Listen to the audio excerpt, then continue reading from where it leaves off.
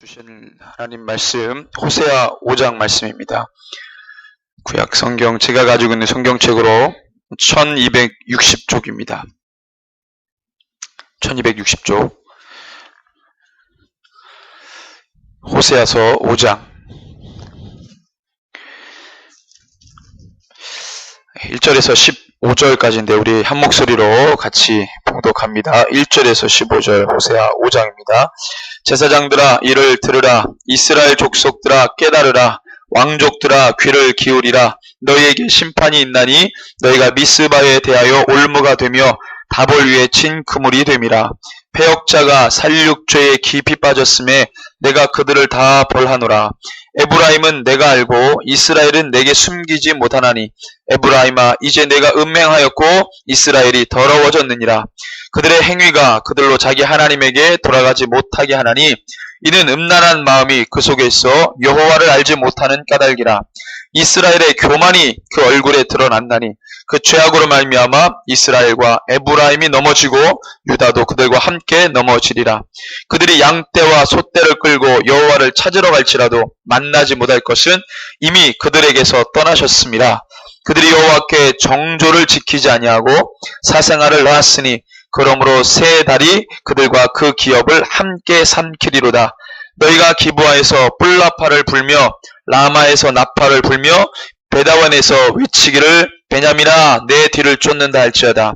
벌하는 날에 에브라임이 황폐할 것이라. 내가 이스라엘 지파 중에서 반드시 있을 일을 보였노라. 유다 지도자들은 경계표를 옮기는 자 같으니 내가 나의 진노를 그들에게 물같이 부으리라. 에브라임은 사람의 명령 뒤따기를 좋아하므로 학대를 받고 재판의 압제를 받는도다. 그러므로 내가 에브라임에게는 좀 같으며 유다 족속에게는 썩이는 것 같도다. 에브라임이 자기의 병을 깨달으며 유다가 자기의 상처를 깨달았고 에브라임은 아수르로 가서 야렙 왕에게 사람을 보내었으나 그가 능히 너희를 고치지 못하겠고 너희 상처를 낫게 하지 못하리라. 내가 에브라임에게는 사자 같고 유다 족속에게는 젊은 사자 같으니 바로 내가 움켜갈지라. 내가 탈취하여 할지라도 건져낼 자가 없으리라. 그들이 그 죄를 뉘우치고 내 얼굴을 구하기까지 내가 내 곳으로 돌아가리라. 그들이 고난받을 때에 나를 간절히 구하리라. 아멘. 오늘 우리 소예언서 연구 14번째 시간입니다. 비극이라는 주제로 하나님 말씀 함께 나눕니다.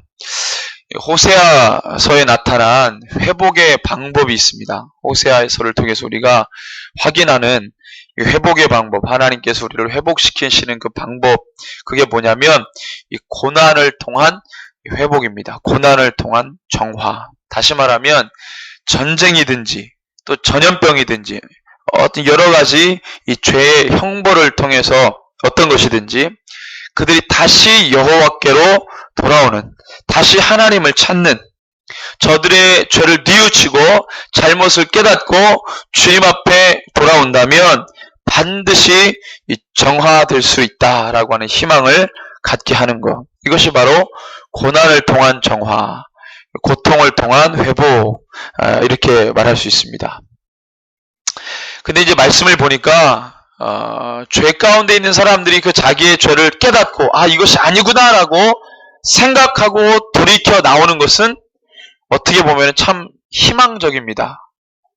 근데 오늘 말씀해 보니까 그렇게 희망의 타이밍으로 접어들기 전에 오늘 주시는 말씀을 쭉 살펴보면 오늘 말씀뿐만 아니라 이 성경책에 있는 말씀을 쭉 보게 되면은 그 전에 고통 가운데서 하나님을 바라보는 그 회복의 타이밍으로 전환되기 직전에 무엇이 쏟아지냐면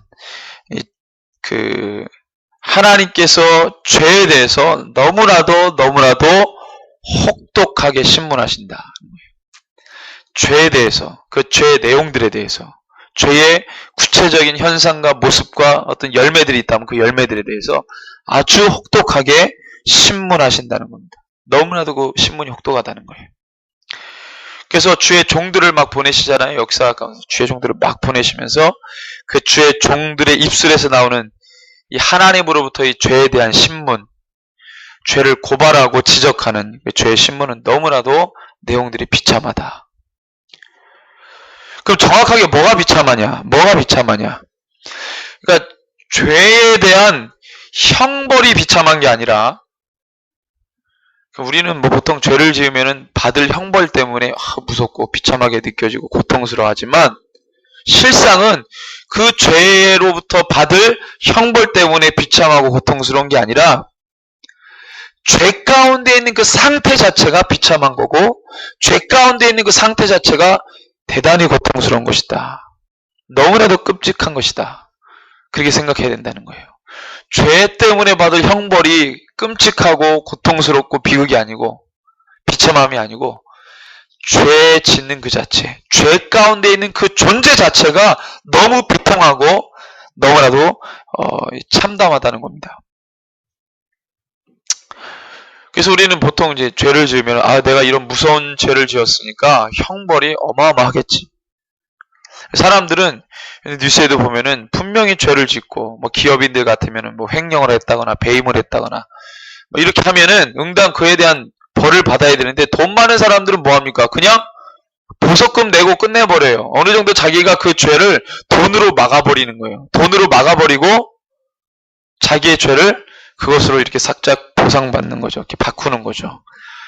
자기가 어떤 식으로든 이 죄의 값을 치러야 되는데, 돈 많은 사람들은 돈으로 막 해결해요. 그렇게 되는 거죠. 그러니까 형벌을 받고 싶지 않은 거예요. 그게 비참하다고 생각하니까. 내가 이 명예직이 있고, 내가 지금 이 사회적 위치에 있는데, 내가 내 돈 있으면 내 명예를 가지고 뭐 마음대로 하다가 뭐 배임을 할 수도 있는 거고, 뭐 이렇게도 할 수 있는 거지. 그렇게 생각하고 돈이 많으면 많은 것 가지고 딱 틀어막아요. 왜냐면은 창피하다 이거죠. 그 형벌을 받기가. 그게 비참하다고 생각하는 거예요. 죄로 인해서 받을 형벌이, 죄의 값이 비참하고 끔찍하고 혐오스럽고 창피하다고 생각하고 수치스럽다고 생각하는 거예요. 그게 안 하는 거죠. 안 하려고 하는 거죠. 옛날에 이렇게 뉴스에서 보면은 경찰서에 붙잡혀 들어온 사람들 보면은, 요즘은 이렇게 정치인들이나 좀 얼굴 있는 사람들은 이렇게 당당하게 뭐 경찰서 왔다 가도 검찰 왔다 갔다 하고 또 조사받고 그러는데, 옛날 같으면은 이렇게 딱 뭘 뒤집어 쓰고 막 들어오잖아요. 경찰서에 막 뒤집어 쓰고 이렇게 인터뷰 하려고 그러면 뒤집어 쓴 채로 이렇게 인터뷰하고, 몰라요, 뭐 어떻게 죄를 어떻게 했어요, 뭐 잘못을 어떻게 했어요, 건성건성으로 대답하고 얼굴 안 보여주려고, 창피하니까 얼굴 안 비춰주려고. 이 뉴스에 조사받는, 이 죄인이 조사받는 장면이 나오는데 다 뭘 뒤집어 쓰고 있어요. 왜냐면은 죄를 짓고 난 다음에 그가 받을 형벌, 지금 TV에 나오는 것 자체가 어떻게 보면은 죄에 대한 이 열매라고 볼 수 있는데, 그게 끔찍하다는 거죠. 끔찍하고 창피하고 고통스럽다고 생각하는 거죠. 근데 가장 고통스럽고 비참한 거는 죄를 짓고 있는 그 상태라는 걸 사람들이 몰라요. 그거는 그대로 짓고 그 다음에 형벌을 받으려면 그게 끔찍스러운 거라. 사람들의 생각이, 죄를 짓고 있을 때는, 내가 지금 그 상황에 있을 때는 그게 비참하다는 생각을 못하는 거예요. 그게 아주 끔찍하고 더럽다는 생각을 못하는 거예요. 그게 더럽고 그게 비참한 건데.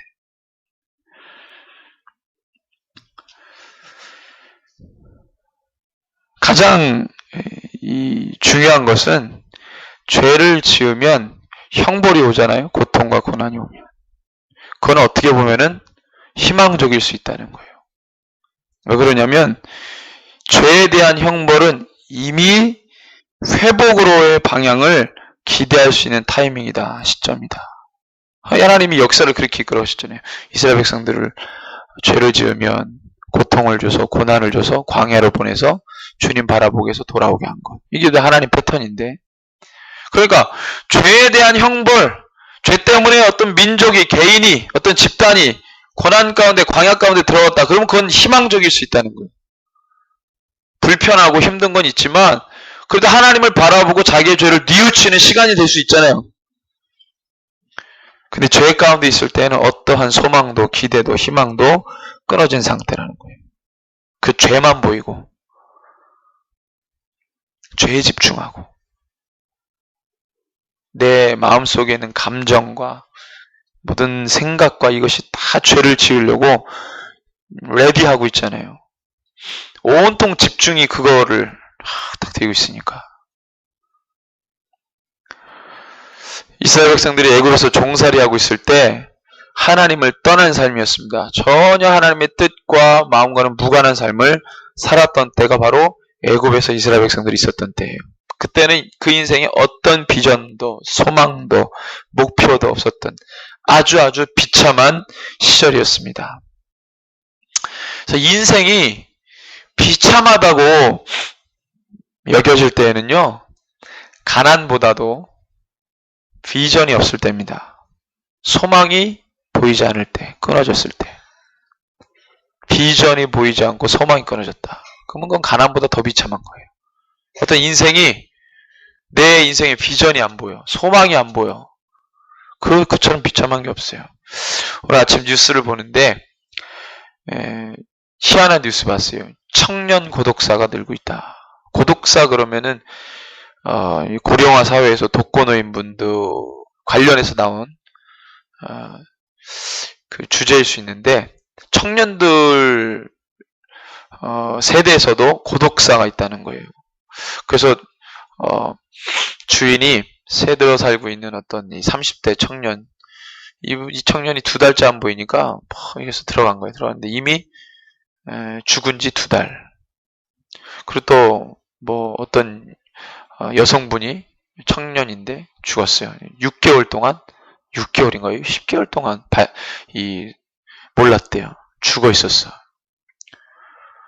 이건 이렇게 독거노인분들, 혼자 계시다가 혼자 이렇게, 돌아가시는 분들, 이건 많이 있다고 하는데, 청년들도 그래, 청년들도.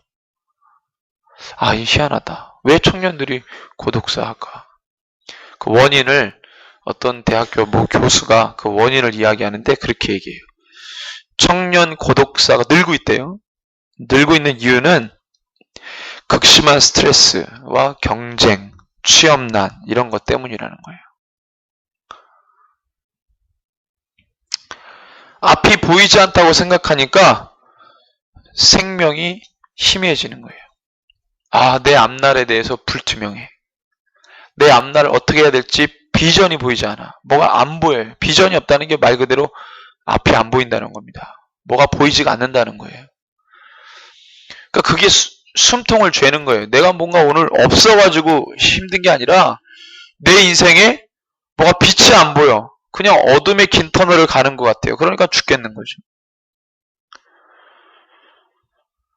먹고 사는 것은 하루 벌어서 얼마든지 할 수 있지만 문제는 그것이 아니라 나의 인생에 소망이 보이질 않는다는 두려움. 그럼 그것의 결론에 이르게 되면 생명이 희미해져 가는 거예요. 그러다가 시름시름 앓다가 죽는 거예요.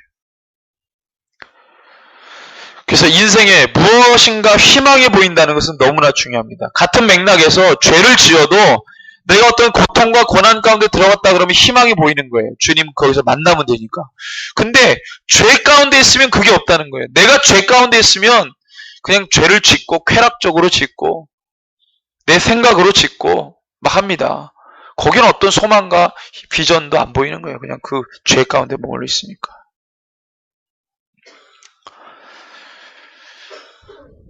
인생에 무엇인가 희망이 보인다는 거 중요하다고 그랬습니다. 비전과 목표가 있다는 거, 할 수 있다는 자신감을 막 불어넣게 되죠. 근데 이제 이것도 예수와 상관이 없는 비전과 목표, 이건 또 이제 문제가 있죠. 부분적으로. 근데 예수 믿는 사람들은 같은 비전과 목표를 찾아도, 소망을 찾아도 예수 안에서 찾으니까 이거는 뭐예요? 영원한 거죠. 생명이 있고.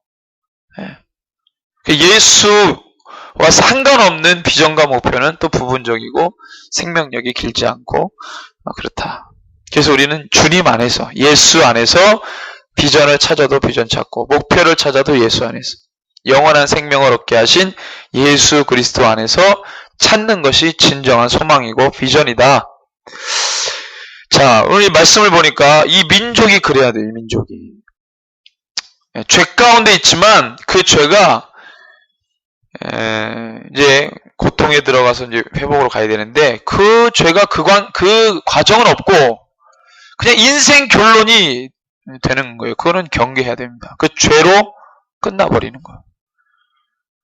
죄를 지으면 광야 들어가서 주님 만나고 회복되고 이 과정에 가야 되는데 죄를 짓다가 그만 끝나버렸어요.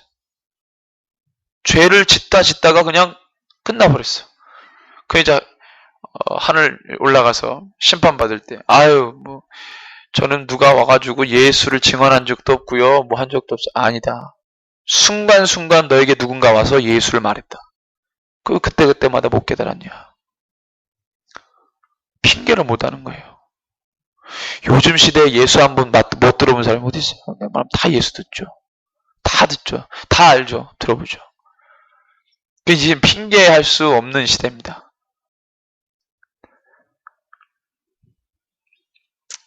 그래서 죄로 인해서 인생 결말, 내 인생의 결론이 죄. 이거는 경계해야 돼요. 그러면 안 됩니다. 이건 비참한 겁니다. 죄를 짓다가 끝나버리는 인생. 그냥 죄 가운데 있는 것도 비참한데 그걸로 끝나버리면 얼마나 비참한 인생이에요.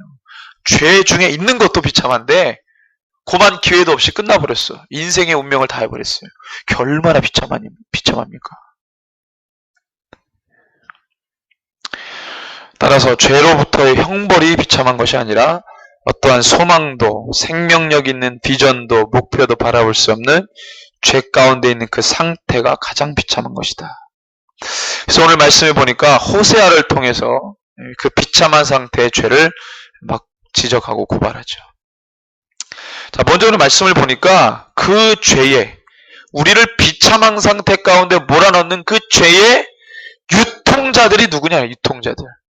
그 죄를 흘려놓는, 그 죄를 막아야 되는데 그 죄를 막는 교회가 되고 그 죄를 막는 성도가 되기를 바랍니다. 여러분들 지역 가운데 죄가 이게 막 흘러가는데 지역 가운데 교회가 몇 개입니까? 그러면 교회들이 그 지역의 죄를 딱 막아야 돼요. 근데 그 죄를 막는 사람이 아니라 그 죄를 유통시켜. 하나님이 엄청나게 진노하십니다. 죄를 유통시키는 사람.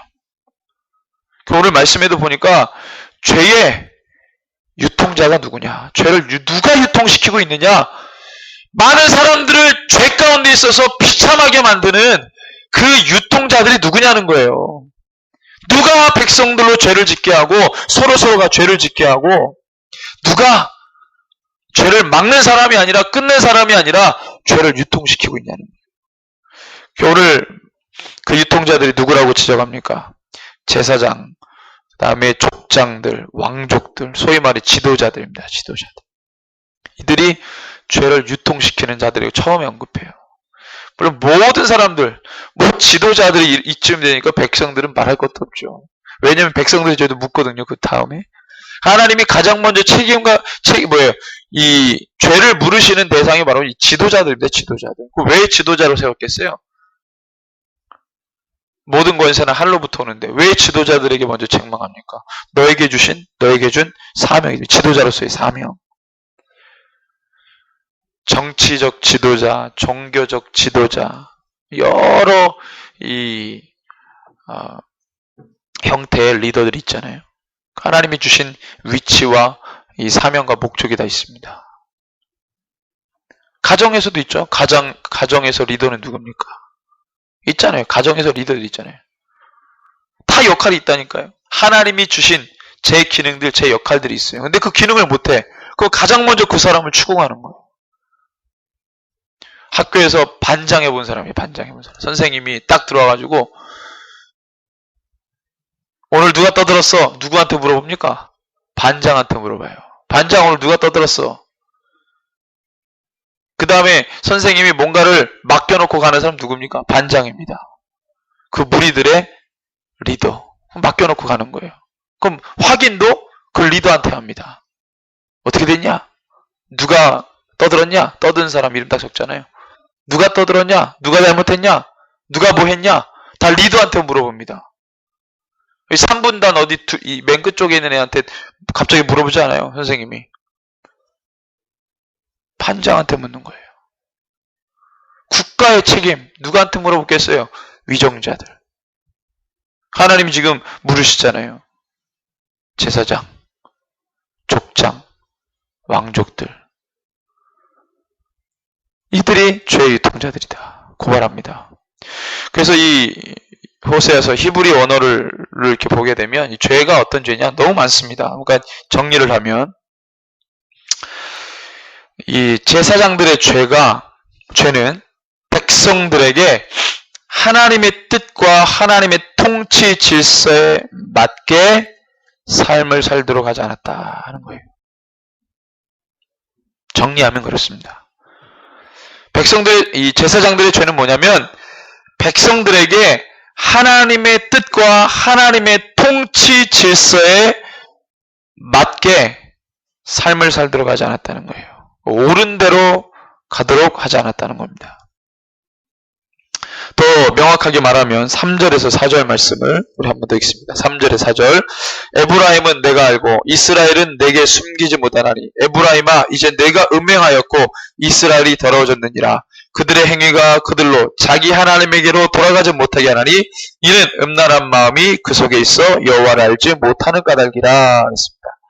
아주 구체적으로 3, 4절에 나와 있는데 삶에서 여호와 하나님을 신실히 찾는 삶이 아니라 다 종교적 의에 빠지도록 하고 머리로는 여호와를 부르지만 그들의 가슴은 바알을 부르고 산다는 거예요. 우상숭배죠. 머리로는 여호와인데 가슴으로는 공중에 떠다니는 여러 가지 개념들 저번에 몇 번 얘기했지만 그건 뭐 알아요. 아는데 실제적으로 해서 내 삶 가운데 적용하는 것은 말씀의 정신으로 적용하는 게 아니라 그냥 세상의 잡다한 논리를 적용하면서 사는 거예요.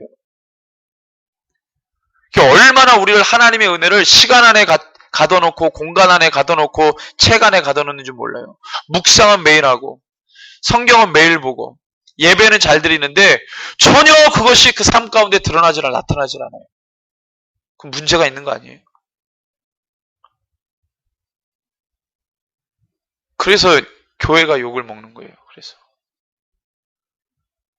어떤 분이 그렇게 분석을 했어요. 교회가 왜 욕을 먹냐? 사람들이 기대 심리가 있다는 거예요. 교회는 좀 뭔가 달라야 된다.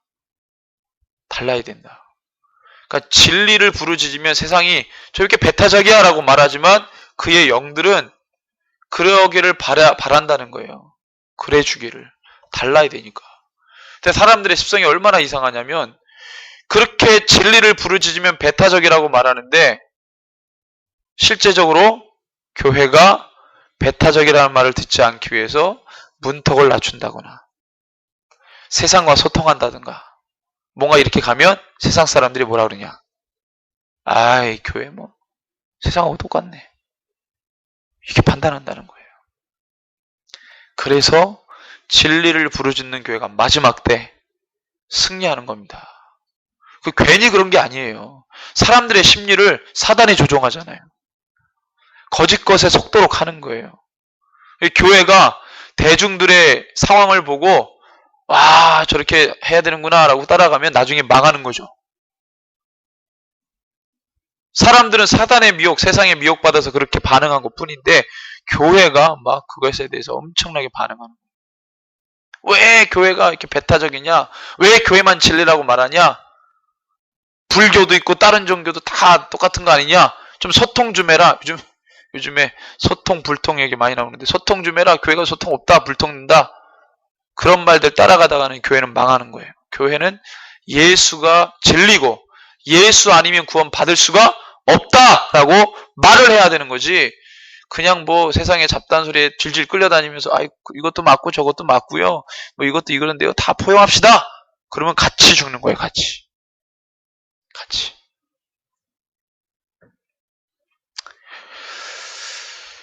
그래서 제사장들의 죄가 바로 그거예요. 진정으로 하나님을 따르지 못하도록 했다는 거예요. 그래서 이걸 음란으로 표현했습니다. 음란. 영적인 음란이죠. 영적으로 음란하면 육적으로 나오게 돼 있어요. 또 다 연결되어 있습니다. 그러니까 삶으로 우상숭배, 그 당시에 바알 우상숭배는 굉장히 음란한 종교입니다. 실제적으로 아주 사단이 막 더럽게 역사하죠. 더럽게 역사합니다. 여러분들 거룩이라는 단어가 어디서 나온지 알아요? 거룩이라는 단어는 종교적 단어입니다. 종교, 과거 고대 종교 같은 경우는 거룩한 종교가 하나도 없어요. 근데 거룩이라는 단어, 카도시라고 하는 히브리어인데 야훼, 고대 야훼 종교에서만 찾아볼 수 있어요. 하나님 믿는 종교, 유대 종교만 거룩. 그 외에 고대 종교들은 다 거룩하고는 전혀 먼 종교들입니다. 이슬람, 거룩한 종교 같지만 절대 그러지 않습니다. 이슬람 같은 경우는 남성 종교입니다. 남성 종교. 그래서 엄청나게 음란합니다. 잘 모르는 사람들은 경건하다 이러지만 이슬람, 그래서 이 중동 사람들, 남자들 굉장히 음란해요. 우리 이란으로 단기 선교 갈 때 그 경계령을 내렸어요. 거기 남자들 선교사님이 얘기해 줄 때 이 중동 남자들이 굉장히 음란하기 때문에 여자들을 음흉하게 쳐다본대요. 자매들을. 그래서 몇 초 이상 눈 마주치지 말라 그래요. 사람당 볼 때 몇 초 이상 눈 마주치지 말라고. 그러면 그 남자가 어떻게 생각하냐면 여자가 원한다고 생각한다는 거예요. 그 완전히 음란의 영에 묶여가지고 그 착각하도록 하는 거예요. 누가 나를 빤히 쳐다보면 저 사람 나를 원하나? 이렇게 착각한다는 거예요. 얼마나 음란이 역사합니까? 중동 사람도 되게 음란해요. 그 이슬람이 음란한 종교입니다. 교리적으로도 그래요. 그래서 그 성전에서 죽은 사람들 천국에 거기도 천국 교리가 있는데 천국 올라가면 70명의 시녀들이, 아름다운 시녀들이 기다려서 남자의 성전에 가지고 순교당한 사람들 천국에 가면 그 시녀들이 다 수발든다 그러잖아요. 완전히 성적 종교입니다. 그 다음에 불교 같은 경우 뭐 거룩하고 멀어요. 불교. 유독 거룩을 강조하는 종교는 기독교밖에 없습니다. 교리적으로 성경에, 경전에 명확하게 분명하게 말하고 내가 거룩하니 너희도 거룩하라. 이렇게 말한 신은 하나님밖에 없어요. 하나님밖에. 내가 거룩하니 너희도 거룩하라. 어떻게 거룩해진다 그랬어요? 예수의 보혈로. 주님을 믿는 자. 엄청 음란했습니다. 바알 종교 엄청 음란합니다. 그러니까 막 이 영적 음란에 빠지고 육체적 음란에 빠지죠. 그래서 4절 보면은 그들의 행위가 그들로 자기 하나님에게로 돌아가지 못하게 한다 그랬습니다. 이미 뭐 머리로도 그렇지만 행위적으로 하나님을 완전히 떠나버린 사람들이 되어버렸어요. 이 말씀은요 이미 하나님을 믿노라 하는 사람들에게 얘기한 겁니다. 뭐 전혀 하나님 모르는 민족에게 얘기한 게 아니라 북이스라엘 하나님 믿는다고 하는 그들에게 지금 말하고 있는 거예요. 그러니까 오늘날로 적용하면 예수 믿는다고 하는데 그렇지 못한 삶을 사는 자들에게 말합니다. 또는 예수를 믿지 않아도 전혀 이 세상적인 사람들, 그 사람들에게도 타겟이 되죠. 그래서 지식으로 여호와에 대한 것이 충만한데 삶으로 드러나지 않는 종교적 행위만 하는 사람들, 종교적 기계. 백성들의 행위가 종교적 의의는 충실한데 하나님 마음에 합한 믿음과 순종의 삶이 없다 그랬어요. 그 이유를 찾아보니까 4절에 이는 음란한 마음이 그 속에 있어 그랬어요. 이 말을 다시 해석하면 하나님을, 음란이라는 단어가 이런 단어입니다. 영적 음란은 하나님을 믿고자 하는 마음이 있으나 하나님을 따라가지 않고 세상을 따라가는 사람. 우리가 부부인데 음란했다 그러면 어떤 식으로 평가합니까? 내 남편, 내 아내가 있는데 두고 다른 짓을 하는 여러 가지 행위들, 음란이라고 그러잖아요. 남편이 아내를 음란하게 본다? 이건 좀 말이 안 맞잖아요. 정서적으로. 그러잖아요. 뭐 이렇게. 그런 단어를 잘 안 쓰잖아요. 남편이 있는 아내가 있는 남편이 다른 여자 남자를 보고 다른 이성을 보고 뭐 음란하게 봤다. 이거는 단어가 딱딱 맞죠. 그 단어가. 분위기에 맞잖아요. 그런 거예요. 하나님을 믿는데 믿는 것도 아니고 안 믿는 것도 아닌데 다른 것을 따라가는 거예요. 이상한. 이걸 영적 음란이라고 했습니다. 그러니까 그 속에 음란한 마음이 있다는 거예요. 다른 것을 따라가고자 하는 심리가 있다는 거예요. 내가 예수 믿는데 필요하면 세상 것 내가 따라갈 수 있다는 거예요. 내가 지금 교회 다니는데 집사인데 얼마든지 잡사 될 수 있다는 거예요. 내가 목사인데 얼마든지 먹사 될 수 있다는 거예요. 성도의 이름에 똥칠하고 먹칠하는 교회 이름을 훼손시키는 얼마든지 필요하다면 세상이 원하면 내가 중소기업 CEO인데 접대하려면 술도 좀 먹어줘야 되고 필요하면은 그런 사람들 세상 문화 좀 어울려줘야 되고, 필요하다면 때에 따라서 얼마든지 그럴 수 있어야 된다. 그건 이제 망하는 거예요, 그 인생. 하나님이 별로 기분 좋지 않습니다. 얼마든지 우리가 그것에 대해서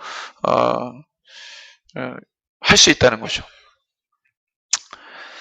그래서 음란한 마음이 그 속에 있어 여호와를 알지 못하는 까닭이라.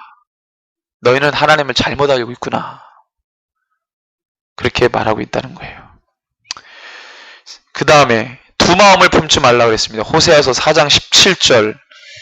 우상과 연합했다 이런 단어가 나왔어요. 우상과 연합했다. 똑같은 표현입니다.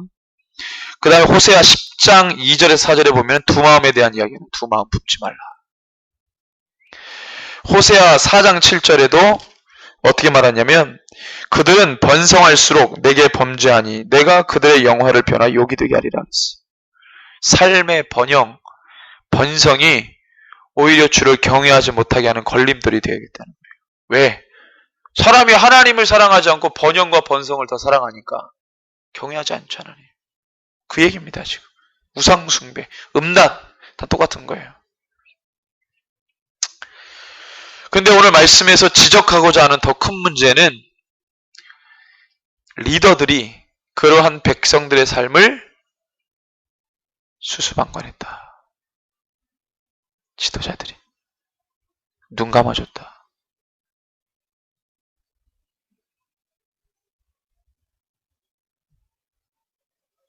또는 함께 그러고 있다.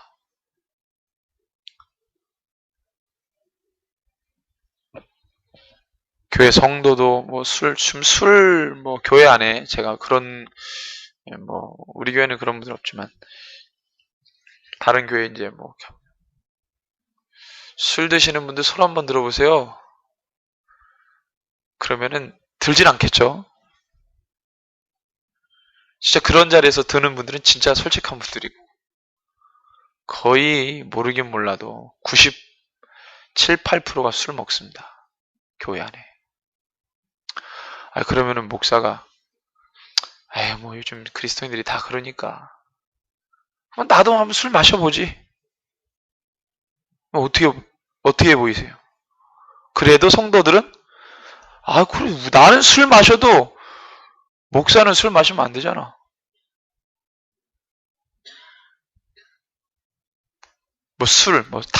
담배는 건강 때문에 안 피시는 분들, 내가 신앙 때문에 안 피겠다 이게 아니라 내가 건강이 내가 폐가 안 좋아가지고 담배 안 핀다. 이런 분들 빼고 담배 피시는 분, 그분들 남자분 한 20% 교회 안에 한 20%. 우리 보니까 안수 집사님도 뻐끔뻐끔 하시던데 나도 한번 해볼까? 교인들이 죄를 짓는 거에 대해서 무감각하고 수수방관했어. 또는 목회자가, 영적 지도자가 그거를 같이 했어. 그도 그 죄 가운데 있어요. 그것을 지금 고발합니다. 지금 비참한 삶을 살도록 내버려둔 지도자, 또 그 비참한 가운데 함께 어울리는 지도자. 백성들의 죄를 버리도록 하지 않았을 뿐만 아니라 함께 그 죄 가운데 머물러 있었다는 것. 엄청난 비극이죠. 이스라엘 백성들이 그럼 북이스라엘이 왜 이 지경까지 됐냐? 지도자들이 그 죄를 중간에서 막아야 되고 차단시켜야 되는데 왜 함께 그거를 어울리고 그걸 막지를 못했고 왜 북이스라엘 이렇게 망가졌냐? 그 시작이 있습니다. 시작. 이 말씀이 선포되기 약 200년 전에, 약 150년에서 200년 전에 북의 이스라엘이 시작됐어요. 여로보암 1세를 통해. 그래서 여로보암 1세가 세겜에서 수도를 정해가지고 북이스라엘 나라를 시작합니다. 그때 북이스라엘 백성들이 남유다로 내려가지 못하도록, 예루살렘으로 내려가지 못하도록 베델이라는 곳과 단은 저 위쪽이고 베델 밑에 쪽인데, 단과 베델 여기에다가 금송아지 2개를 세워요. 딱 금송아지 2개를. 그리고 뭐라고 선포했냐면 이 금송아지가 너희를 애굽에서 너희 조상 이스라엘을 애굽에서 데리고 나온 하나님이다 그랬어요. 그리고 레위 자손이 아닌 사람들을 제사장으로 세웁니다. 열왕기상 12장에 보면 나와요. 열왕기상 12장 그 스토리가. 자, 그러면 북이스라엘은 철저하게 잘못된 비진리 위에서 분향하고 제사를 드렸던 거예요. 그죠? 베델과 다니면 중앙성소입니다. 거기다가 금송아지 놓고 이게 하나님이라고 말하고 거기서 제사 드렸어요. 시작부터가 진리가 아니에요. 북이스라엘에서의 제사장들은 하나님이 세운 자들이 아니라 사람이 세운 자들입니다. 북이스라엘에서의 예배는 진리 위에서 드렸던 예배가 아니에요. 북이스라엘은 영적 권위, 북이스라엘의 영적 권위를 하나님 한 번도 제사자들에게 주신 일이 없습니다. 선지자들에게 줬죠. 그 유명한 사람 누굽니까? 엘리야, 엘리사, 아모스, 요나, 호세야 이런 사람들. 제사장들은 영적 권위를 안 줬어요. 북이스라엘. 왜? 하나님이 세운 자들이 아니니까. 사람이 세웠잖아요. 그 영적 권위가 제사장이 없었단 말이에요. 근데 남유다는 다르죠. 남유다는 믿음의 제사장들이 있었어요. 여호야다 이런 사람들 같은 경우. 그래서 북이스라엘의 죄의 비극은 이 잘못된 시작에서 있었습니다. 시작이 진리가 아니었어요. 미혹이었고 거짓이었고 죄였습니다. 우상숭배. 하나님의 이름을 가장한 기만한 죄였습니다. 그러니까 제사장들이라고 세워놨는데 뭐 하나님 마음 올바로 전달할 수 있습니까? 없죠. 지금은 이단들 괴수랑 똑같잖아요. 사람이 세운 자들. 하나님이 세운 게 아니라 사람이 세운 자들. 6절 말씀을 보니까 그들이 양떼와 소떼를 끌고 여호와를 찾으러 갈지라도 만나지 못할 것은 이미 그들에게서 떠나셨다. 왜? 아니 아무리 죄를 지어도 하나님께 나아갔는데 왜 안 만나줘요? 이건 악한 신 아니에요? 나쁜 신 아니에요? 죄를 졌다 해도 하나님께 나아가면 만나줘야지. 근데 하나님 저 안 만나주겠다는 거 아니에요? 왜? 시작부터가 잘못했습니까? 마찬가지 아니에요? 오직 예수 그래야 구원받는데 뭐 이상한 것도 그리스도라고 그러고 이상한 것도 예수라고 그러고 막 그러면 어떻게 구원받아요? 영적 유무상통, 영적으로 다 이게 통하는 거 아닙니까? 구약에서 이런 우상숭배, 지금 현재 WCC를 통한 이런 우상숭배 똑같죠. 아예 진리가 없는데, 진리가 실종됐는데 당연히 하나님을 만날 수가 없죠. 얼마나 비참한 비극입니까? 이게 비극이죠. 그래서 우리가 다시 죄에서 다시 시작할 때는 어떻게 해요? 시작부터가 틀렸으니까 묵은 땅을 기경해야 돼요. 기경이라는 말이 갈아엎는 거잖아요. 다시 땅을 갈아엎는 거예요. 다시 시작하는 거예요. 갈아엎고. 묵은 땅을 기경하라 그랬어요. 굳은 마음을 제거하고 새살이 돋도록 완전히 다시 시작하라는 거예요. 시작부터가 잘못됐으니까. 그래서 우리 말씀을 찾아봤어요. 그러면 이 북이스라엘의 이 영적인 더러움을 누가 끊었냐? 끊은 사람이 있어요. 유일하게 딱 한 사람이 있습니다. 여로보암 1세가 우상을 만들어 놓은 북이스라엘의 영적 죄를, 우상숭배의 죄를 누가 끊었냐? 딱 한 사람이 나와요. 왕정시대. 바로 그게 요시아입니다. 요시아.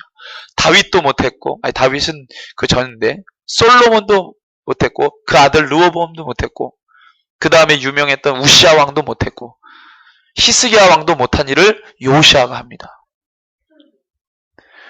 북이스라엘이 망하고 난 다음에 100년 후에 남유다에 요시아라는 사람이 왕이 됩니다.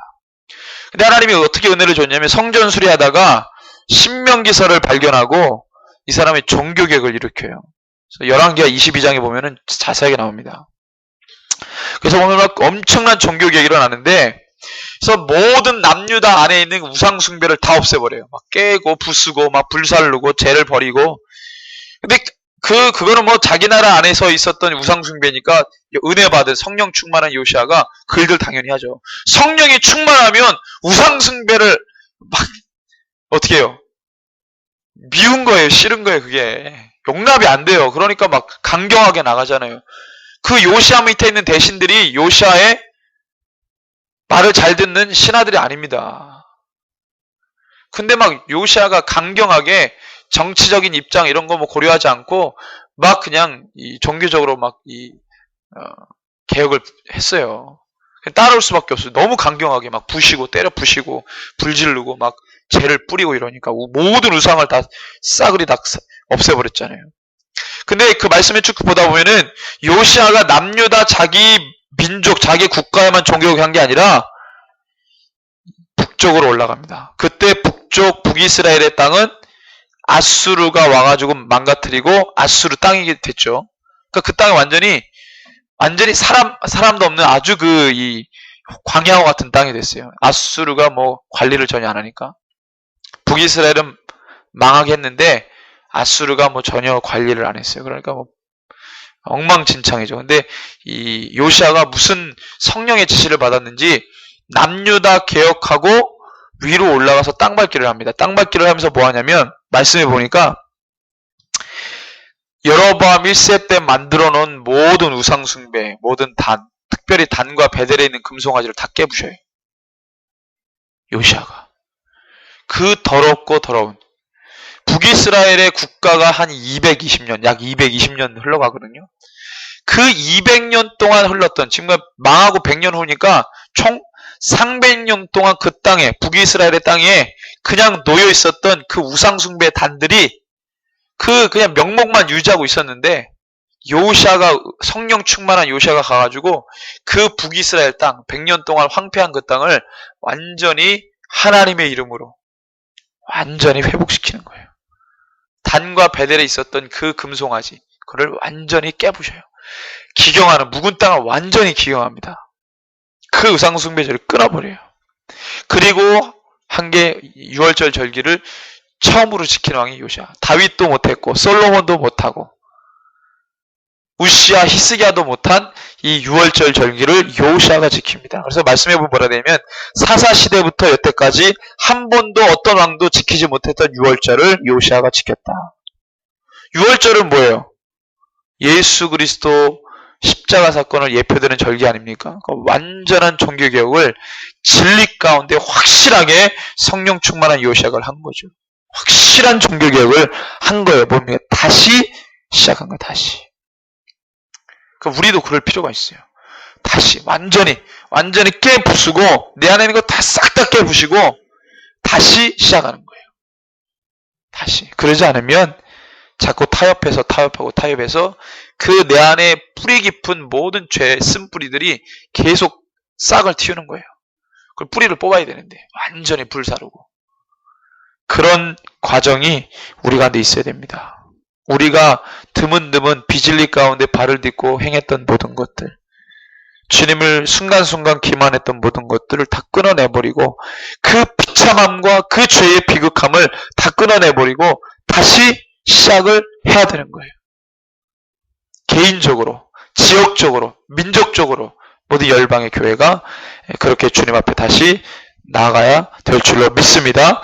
그런 우리 관점에서 우리 지역에, 동해 지역에 있는 모든 우상 숭배를 끊어 주시옵소서. 내 개인이 막 위협을 당하고 어렵고 여러 가지 환경과 상황으로 기분과 정서와 모든 것들 다 공격하는데 그걸 다 끊어내버리고 기도를 시키신 거는 해야 되지 않겠습니까? 그렇죠? 내가 막 찢겨지고 뭐 해도 그 부분은 사단이 막 엄청 힘들거든요. 그러니까 우리 이 시간에 간절한 마음으로 동해 지역에 있는 모든 우상 숭배를 끊어 주시옵소서. 그것이 개인